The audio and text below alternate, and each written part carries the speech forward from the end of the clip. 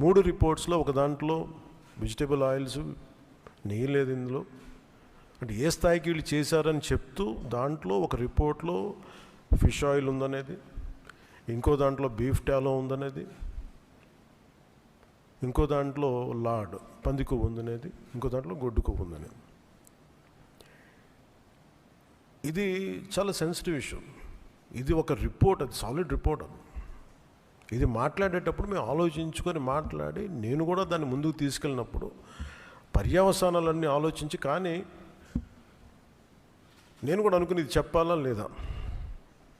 ముఖ్యమంత్రి గారు చెప్పారు దీన్ని ఎంత తీసుకెళ్ళాలి, ఎందుకంటే మా భయం ఏంటంటే సెన్సిటివ్ అయ్యి మనం చేసేసామా.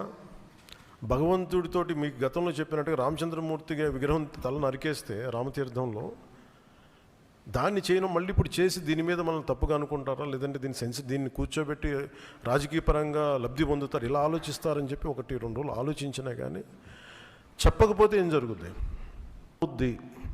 ఎందుకంటే మా బేసిక్గా అందరం ప్రతి మతాన్ని గౌరవించే సంస్కృతి ఇది.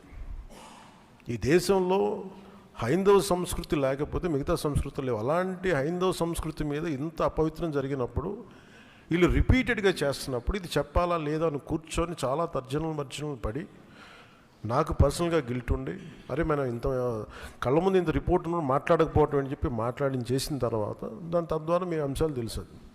అది సుప్రీంకోర్టు దాకా వెళ్ళింది. కొంతమంది మీరు ఇట్లా అన్నారు, రాజకీయ లబ్ధి అన్నారు. మాకేం పోతే 5 సంవత్సరాలు మేమే ఉంటాం, మాకు ఆ భయాలు లేవు. కానీ దీన్ని కరెక్ట్ చేయకపోతే ఎందుకు మాకు ఉంది అంటే దీనికి నేపథ్యం అసలు వీళ్ళని మీరు ఎగ్జామిన్ చేయాలి. ఈ సమావేశం ద్వారా ప్రజలందరూ కూడా మేము ఏం ఎగ్జామిన్ చేస్తున్నామంటే వీళ్ళు ఎలాంటి పరంపర నుంచి వచ్చారు, వారసత్వం ఏంటి వీళ్ళకి. వీళ్ళు భగవంతుడి మీద పగబట్టారు. వీళ్ళు 7 కొండల స్వామి మీద పగ ఉంది. అది ఈరోజు పగ కాదు, ఏం పగో నాకు అర్థం కాదు. అది 7 కొండలు అంటాం. 7 కొండలు ఎందుకు, నీకు 2 కొండలు చాలు. భగవంతుడి మీద పగ ఏంటి ఎవరికైనా? వ్యక్తిగతంగా వర్గాల మీద పగ ఉండొచ్చు, ప్రత్యర్థి మీద పగ ఉండొచ్చు, కానీ విచిత్రంగా వీళ్ళు భగవంతుడి మీద పగబట్టారు.